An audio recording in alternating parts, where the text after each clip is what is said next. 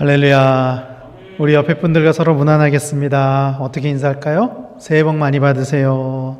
그래서 우리 옆에 분들 보시면서 이렇게 축복할까요? 새해는 더 젊어지세요. 새해는 더 이뻐지세요. 새해는 더 멋있어지시기 바랍니다. 네. 우리가 읽는 성경은 대체로 이분법적 사고를 많이 가지고 있어요. 헬라 문화권의 영향으로 인해서 선악, 흑과 백, 이런 천국과 지옥, 축복과 저주, 이런 식으로 이분법적 사고로 많이 기록이 되어 있습니다. 이런 식으로 서로 대조시키면서 사실은 하나님의 말씀과 교훈을 이야기를 하는 것들이 참 많이 있죠, 성경에는. 그런 많은 장치 중에 구약에서 많이 사용되는 대조 중에 하나가 뭐냐면은 다윗의 길과 여로보암의 길이에요. 흔히 다윗의 길은 축복을 받는 길로 여겨지고 여로보암의 길은 저주를 받는 길로 여겨집니다. 그리고 우리는 다윗의 길이 어떻게 축복을 받았는지를 다 알고 있습니다. 다윗을 통해서 온 세상을 구원하신 독생자 예수 그리스도가 태어나게 되었죠. 그렇다면 다윗의 길이 아닌 이 여로보암의 길은 왜 축복이 아닌 저주를 상징하는 것일까요? 왜 다윗의 길과 여로보암의 길이 대조가 되느냐 하는 것입니다. 여로보암이 도대체 무슨 잘못을 했길래 성경에서는 잘못된 길을 가는 왕들에게 여로보암의 길을 간다, 이렇게 이야기를 하는 것일까요? 이 여로보암이라는 사람은요, 여로보암은 혹시 아십니까? 여로보암이 누군지? 여로보암이 이스라엘의 왕인데 어느 나라의 왕인지 혹시 아세요? 이거 굉장히 헷갈리거든요. 우리가 다 알아요. 이스라엘이 솔로몬 이후에 분열왕국이 됐다는 것도 알고, 솔로몬 이후에 르호보암과 여로보암이 왕이라는 건 아는데 누가 어느 나라의 왕인지 되게 헷갈려요, 사실. 이거를 제가 예전에 이제 성경을 공부하다가 어떤 목사님이 이렇게 외우면 된다 그러더라고요. 남남북녀. 그래서 북쪽은 여로보암. 여로보암은 북이스라엘의 왕인데 사실은 원래는 여로보암은 솔로몬의 신하였어요. 열왕기상 11장 26절 전반부에 보면은 솔로몬의 신하 느밧의 아들 여로보암이 이렇게 말씀을 하고 있거든요. 여로보암은 원래는 솔로몬의 신하였습니다. 그것도 솔로몬에게 인정받는 용사이자 신하였어요. 그냥 많은 신하 중에 한 사람이 아니라 솔로몬에게 인정받는 신하였어요. 열왕기상 11장 28절 보면은 이 사람 여로보암은 큰 용사라. 솔로몬이 이 청년의 부지런함을 보고 세워 요셉 족속의 일을 감독하게 하였더니 라고 말씀을 하고 있거든요.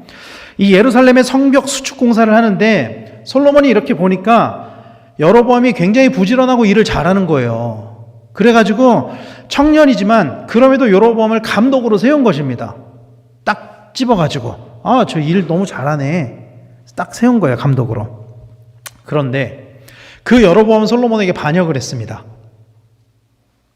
열왕기상 17장에 보면은 선지자 아이야의 예언이 나옵니다. 그런데 이 여로보암은 이 이스라엘의 분단에 관한 이 예언을 듣고 반란을 일으켜요. 그 예언의 내용이 이겁니다. 열왕기상 11장 31절에 여로보암에게 이르되 너는 10조각을 가지라. 이스라엘의 하나님 여호와의 말씀이 내가 이 나라를 솔로몬의 손에서 찢어 빼앗아 10지파를 내게 주고, 이렇게 말씀하고 있거든요. 그러니까 사실은 여로보암은 이 말씀을 보면은 좀 기다리기만 했으면은 어쩌면은 그 자연스럽게 왕이 됐을지도 몰라요. 그 정당성을 가지고 있었어요. 왜냐하면 선지자를 통해서 여로보암에게 10지파를 주겠다고 예언을 하셨거든요. 그런데 자신의 조급함으로 인해서 여로보암은 하나님이 일하시는 것을 기다리기보다 스스로 반란을 일으켰습니다. 그로 인해서 여로보암은 솔로몬의 인정을 받는 신하였지만 솔로몬에게 미움을 받게 됩니다. 솔로몬이 여로보암을 죽이려고 해요. 그래서 여로보암이 도망을 갑니다. 어디로 도망을 갔죠? 애굽으로 도망을 갑니다. 애굽으로 몸을 피신하고 있다가 솔로몬이 죽은 후에 돌아와가지고 북왕국 이스라엘의 초대 왕이 된 것입니다. 그런 도망자 생활을 하고 왔음에도 불구하고 이 여로보암은 도망자 생활을 하고 왔거든요. 그럼에도 불구하고 이스라엘의 12지파 중에 10지파나 여로보암을 따를 정도로 사실은 여로보암은 정치적인 능력이 있는 사람이었었던 것 같아요. 물론 그렇게 된 원인에는 뭐 여로보암이 대단해서만은 아니었던 것 같아요. 그 솔로몬의 아들이었던 르호보암이 나라를 다스리는 데 있어서 그 원로들의 말을 듣지 않잖아요. 원로들이, 그러니까 우리말로 표현하면 국민들을 이렇게 통합시키고 용서를 하고 따뜻하게 정치해야 됩니다. 그런데 오히려 르호보암은 철권 통치를 주장을 하잖아요. 채찍을 들겠다 막 이러면서. 어쨌든 여로보암은 도망쳤다가 왔는데 바로 열지파가 여로보암을 왕으로 세우는 거예요. 여로보암을 따르는 거예요. 그런 인물이었다는 거죠. 12지파 중에 10지파가 여로보암을 따랐습니다. 이건 무슨 뜻이냐면은 영토로 보나 인구로 보나 남유다 왕국보다는 더 안정적인 나라로 북왕국 이스라엘이 시작할 수 있는 조건이 되었다. 이런 뜻인 거죠. 남왕국 유다는 2지파밖에, 유다 지파와 베냐민 지파만 딱 따라가고 나머지 10지파는 다 여로보암을 따라가요. 그런데 오늘 본문은 여로보암의 멸망을 말씀하고 있습니다. 오늘 본문 34절 말씀에 이 일이 여로보암 집의 죄가 되어 그 집이 땅 위에서 끊어져 멸망하게 되니라. 도대체 여로보암이 무슨 일을 했길래 온 집안이 멸망을 당할 정도로 저주를 받았느냐 하는 것이죠. 어떤 일을 했기에 후대의 왕들 중에 악한 왕들을 가리켜서 여로보암의 길을 갔다, 여로보암의 뒤를 쫓았다, 여로보암의 죄를 범했다, 이렇게 이야기를 하느냐는 거죠. 처음 여로보암이 왕이 되었을 때 북왕국 이스라엘은 정치적으로 안정된 나라였습니다. 그러나 여로보암은 사실은 정통성이 좀 부족한 왕이었죠. 왜냐하면 다윗의 자손이 아니니까, 혈통적으로 왕의 혈통이 아니니까. 그래서 여로보암은 자신의 왕권을 불안해했었던 것 같아요. 물론 아히야의 예언에 의하면은 하나님으로부터 선택된 왕이라는 그런 명분은 가지고 있었죠. 그러나 다윗의 혈통이라는 그런 존재감이 없었기 때문에 언제든지 어떤 불안감이 있었냐면은 백성들이 나를 버리고 저 왕의 혈통을 따라서 가지 않을까? 다윗의 자손을 따라서 가지 않을까? 이런 불안감을 가지고 전전긍긍했었던 것 같아요, 여로보암이. 특히 이런 여로보암의 그 걱정을 증폭시키는 일이 뭐였냐면 종교적인 문제였습니다. 즉 제사의 문제였습니다. 왜냐하면 이런 거죠. 율법에 의하면, 이스라엘의 율법에 의하면 제사는 반드시 성전에 가서 드려야만 했습니다. 근데 당시 성전이 어디 있었죠? 예루살렘에 있었죠. 예루살렘은 어느 나라에 속해 있었죠? 남유다에 속해 있었습니다. 예루살렘은. 그래서 북왕국 이스라엘의 사람들도 절기가 되면, 왜 예수님도 명절 때마다 성전에 올라가셨잖아요. 예수님이 그 예루살렘에 살지 않고 갈릴리 나사렛에 사셨지만 절기 때마다 성전으로 올라가셨던 것처럼 북왕국 이스라엘의 성인 남성들도 절기가 되면은 성전에 가야만 했단 말이죠. 그래서 예루살렘에 가서 제사를 드려야만 했다는 거죠. 여로보암은 이런 이유로 마음의 불안감을 가지고 있었습니다. 열왕기상 12장 26절 27절을 말씀해 보면 그의 마음을 이렇게 이야기를 하거든요. 그의 마음에 스스로 이르기를 나라가 이제 다윗의 집으로 돌아가리로다. 만일 이 백성이 예루살렘에 있는 여호와의 성전에 제사를 드리고자 하여 올라가면 이 백성의 마음이 유다 왕 된 그들의 주 르호보암에게로 돌아가서 나를 죽이고 유다의 왕 르호보암에게로 돌아가리로다 하고 라고 이야기를 하고 있어요. 이 말씀에 보면은 이 26절 말씀이 이렇게 시작해요. 그의 마음에 스스로 이르기를. 이 불안감, 이 여로보암이 가지고 있었던 불안감, 이제 저 사람들이 결국에는 르호보암에게 갈 거야, 다윗의 양조로 돌아갈 거야.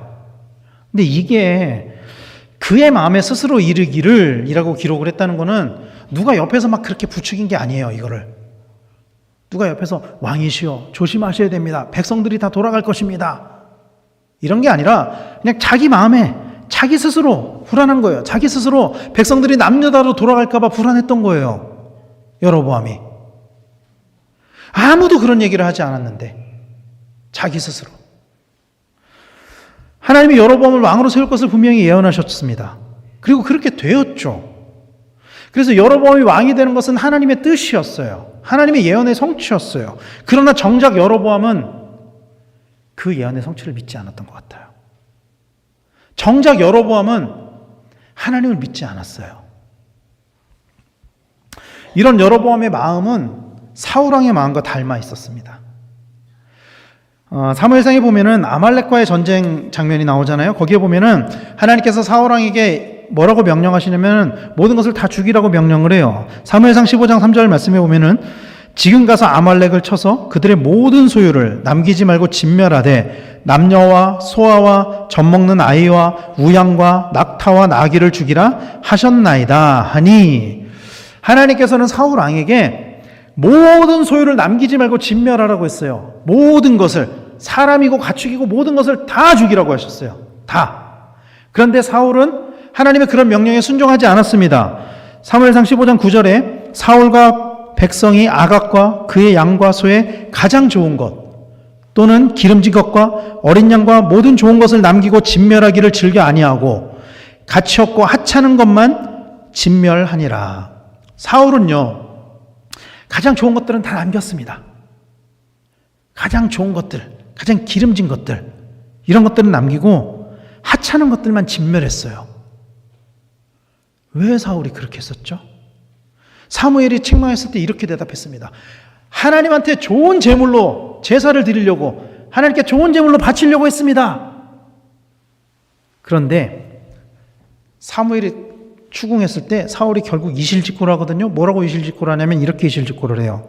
사무엘상 15장 24절에 사울이 사무엘에게 이르되 내가 범죄하였나이다. 내가 여호와의 명령과 당신의 말씀을 어긴 것은 내가 백성을 두려워하여 그들의 말을 청종하였음이니이다. 사울이 하나님의 명령을 어긴 이유는 뭐였냐면은 백성을 두려워했기 때문이에요. 백성을 두려워했기 때문이에요.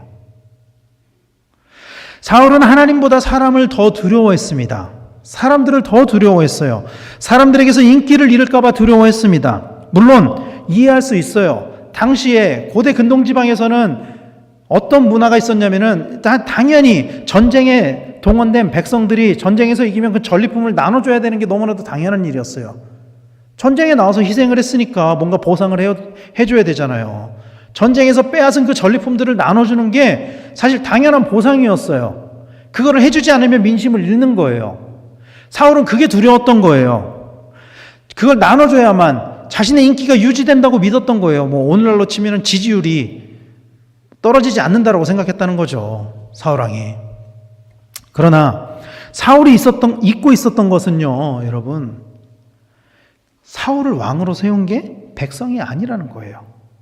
사울은 투표로 왕이 된 사람이 아닙니다, 여러분. 사울을 왕으로 세운 것은 하나님이셨습니다. 이 이야기는 그를 끌어내릴 수 있는 유일한 존재가 누구냐? 하나님이라는 거예요. 사울을 왕으로 만드신 이도 하나님이기 때문에 왕에서 끌어내릴 수 있는 분도 하나님이라는 것을 사울은 잊고 있었습니다. 사울은요, 눈에 보이는 백성들을 두려워함으로 인해서 하나님의 명령을 어기고 이 사건으로 인해서 하나님이 뭐라고 말씀하시냐면은 내가 사울을 왕으로 세운 것을 후회한다. 여로보암도 마찬가지입니다. 여로보암을 선택한 것은 하나님이셨습니다. 형식적으로는 10지파가 여로보암을 따라서 왕으로 세운 것 그렇게 보이지만 사실은 하나님이 여로보암을 선택하신 거죠. 그러나 여로보암은 하나님의 눈치를 본 것이 아니라 백성들의 눈치를 봤습니다. 하나님을 본 것이 아니라 눈에 보이는 사람들을 봤어요. 그래서 백성들이 다시 유다로 마음을 돌릴까 두려워서 베델과 단에 금송아지를 세우는 죄를 범합니다. 열왕기상 12장 28절 29절에 이에 계획하고 두 금송아지를 만들고 무리에게 말하기를 너희가 다시는 예루살렘에 올라갈 것이 없도다. 이스라엘아, 이는 너희를 애굽 땅에서 인도하여 올린 너희의 신들이라 하고 하나는 베델에 두고 하나는 단에 둔지라. 금송아지 두 개를 세우고 뭐라고 이야기하냐면은 봐봐라. 이 금송아지가 너희를 애굽 땅에서 인도해낸 너희들의 신이야. 그러니까 더 이상 예루살렘에 가지 않아도 돼. 출애굽 시대에 이스라엘이 범했던 그 죄를 똑같이 범하고 있어요. 왜 이렇게 금송아지에 집착하죠? 그들이? 뭐 만들었다면 금송아지예요, 무조건. 출애굽 시대 때도 그랬고 여로보암의 시대 때도 금송아지를 만들고 그것을 신으로 하나님으로 이야기하면서 굳이 예루살렘으로 가지 않아도 베델과 단에서 예배를 드릴 수 있다. 제사를 드릴 수 있다. 이렇게 이야기하는 겁니다. 하나님이 가장 싫어하시는 짓을 한 거죠. 여로보암이. 사실 오늘날에는 예배를 어디서 드려야 하는지에 관해서 논쟁이 전혀 없죠.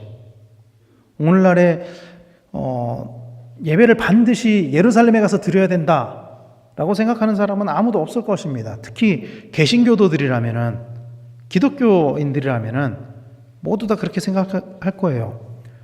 어디에서든 예배를 드릴 수 있기 때문에 수많은 곳에 교회가 세워지고 다양한 곳에서 예배가 드려집니다. 심지어는 팬데믹 이후에는 온라인으로 가정에서 예배를 드리는 분들도 많아졌죠. 우리 교회도 주일 예배 때 보면은 온라인으로 예배를 드리는 분들이 아직도 한 20여 분 정도? 30여 분 정도는 되는 것 같아요. 항상 접속 이렇게 되는 거 보면은.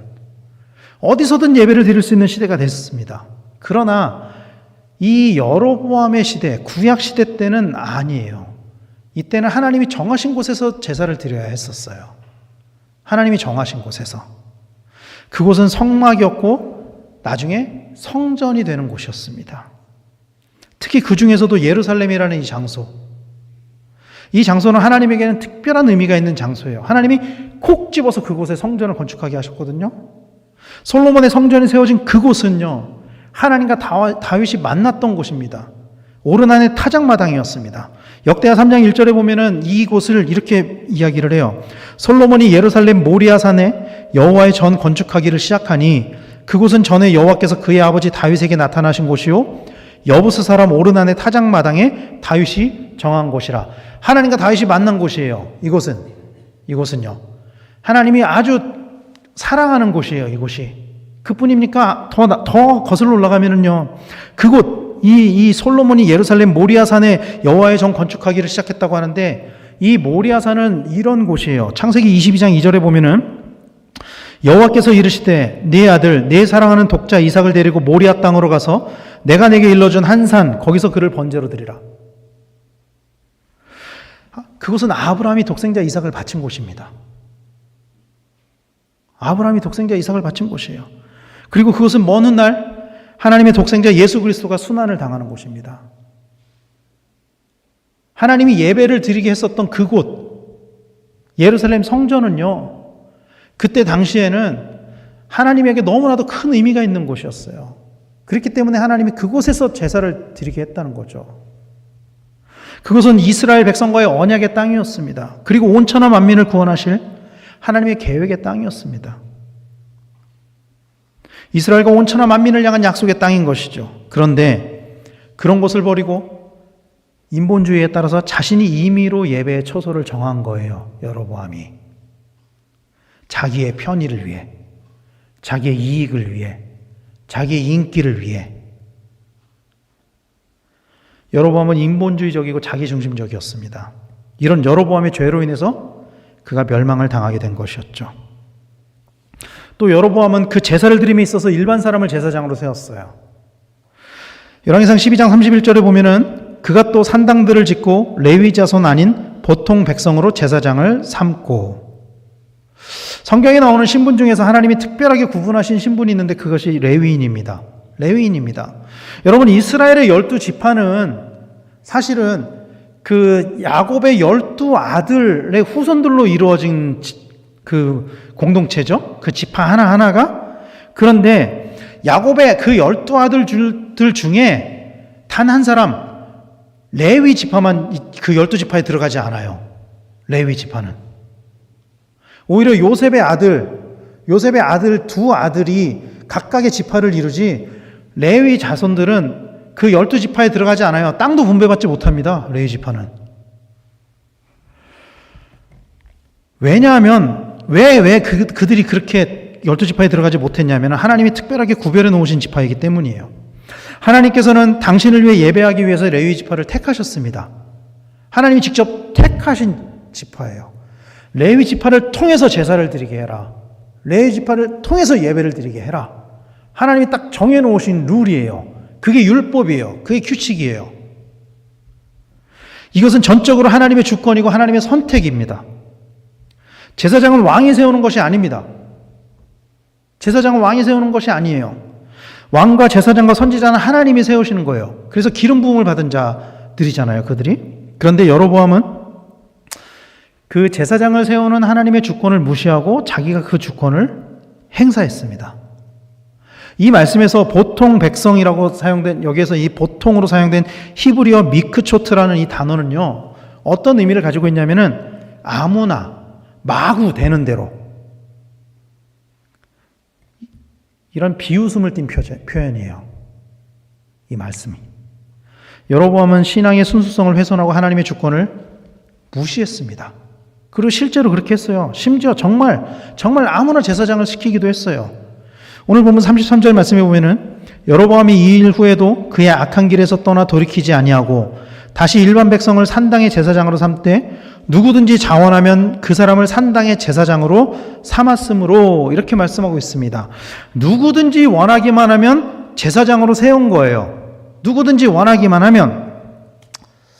요즘 같으면 환영받을 만한 일일지도 몰라요. 교회에서 누구든지 내가 나서서 뭘 해보겠습니다 하면은 교회에서는 너무 감사하게 그 기회를 드리죠. 그런데 이거는 본질적으로 다른 문제라는 거예요.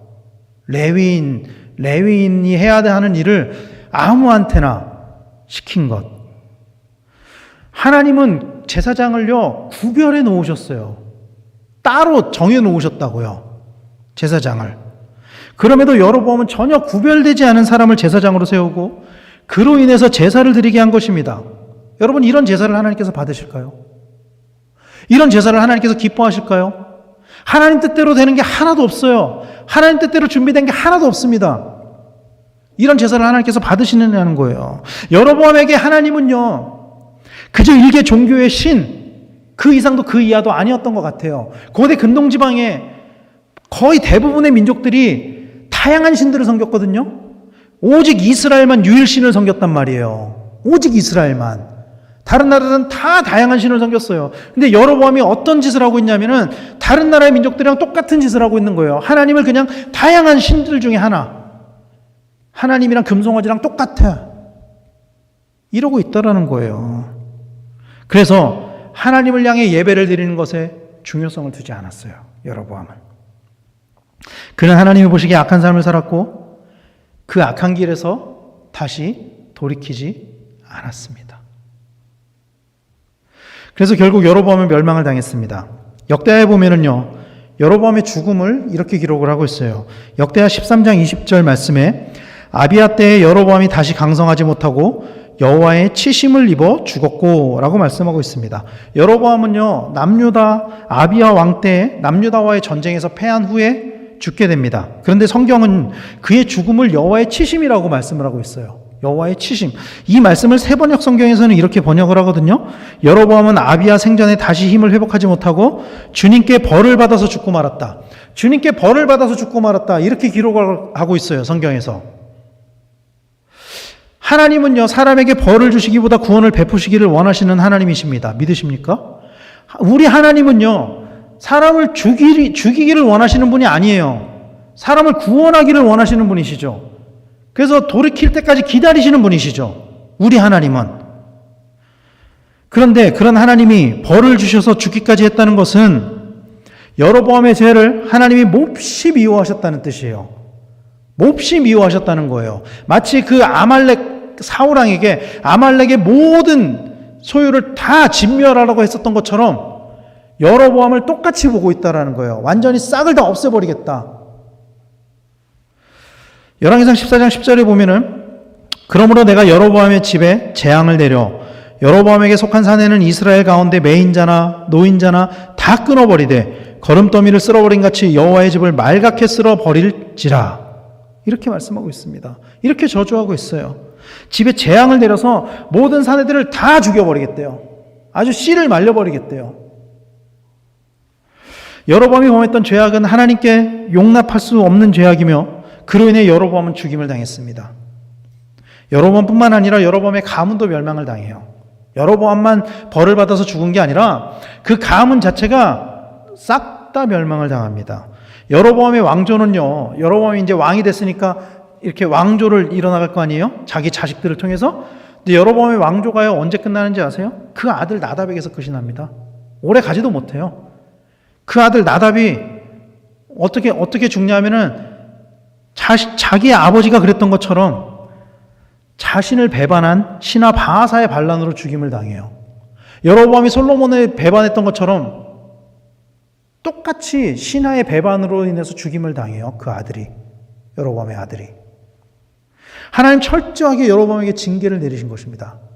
그 왕조를, 다윗의 왕조에게는 하나님이 영원히 왕조가 이어지게 하겠다고 약속하셨는데 여로보암은요, 싹을 말려버리겠다, 아주 씨를 말려버리겠다, 그렇게 저주를 하신 거예요. 이렇게 다른 거예요. 여로보암은 사울왕의 그것과 많이 닮아 있었습니다. 그는 하나님이 아닌 사람의 눈치를 받고 종교적으로는 절대 해서는 안 되는 범죄를 범했습니다. 다윗은요, 하나님이 원하시는 길로만 가려고 노력했고 사울은 하나님이 기뻐하지 않는 길로만 갔어요. 그런데 여로보암은 사울의 길을 따른 거예요. 그리고 이것은 여로보암에서 끝이 나는 것이 아니라 이후의 많은 왕들에게도 여로보암의 길을 가도록 만들었습니다.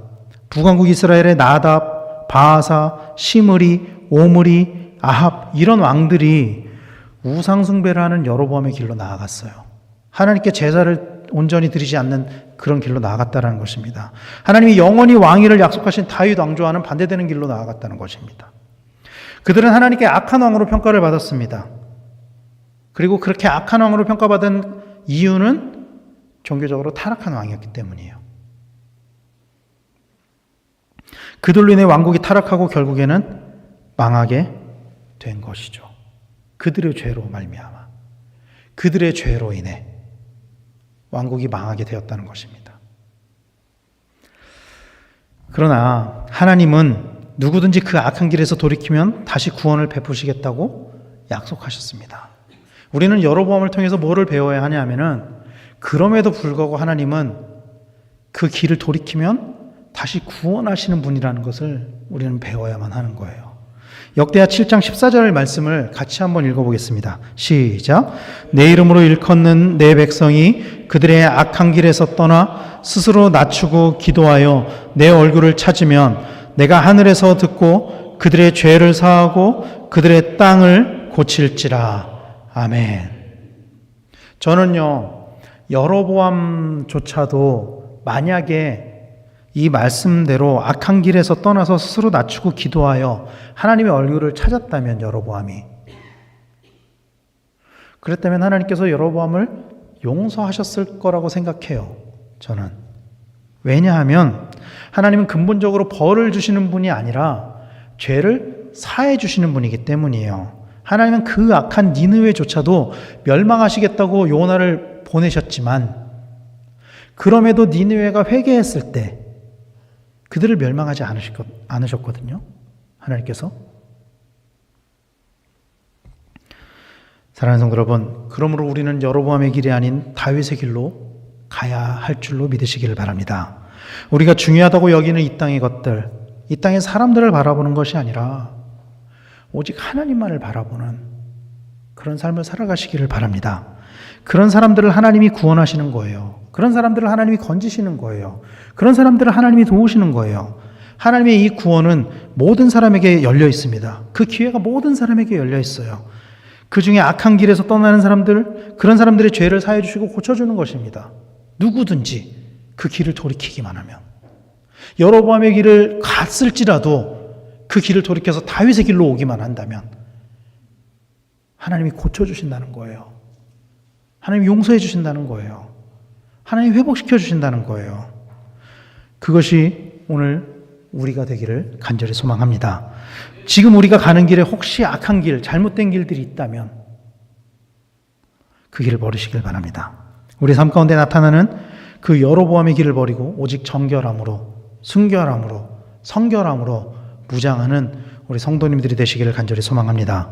비록 죄를 지었으나 회개하여 하나님의 마음에 합한 자 다윗과 같은 삶을 살아내서 영원히 하나님께 축복을 받는 그런 믿음의 가정을 이루어가는 우리 모두가 되기를 간절히 축원합니다.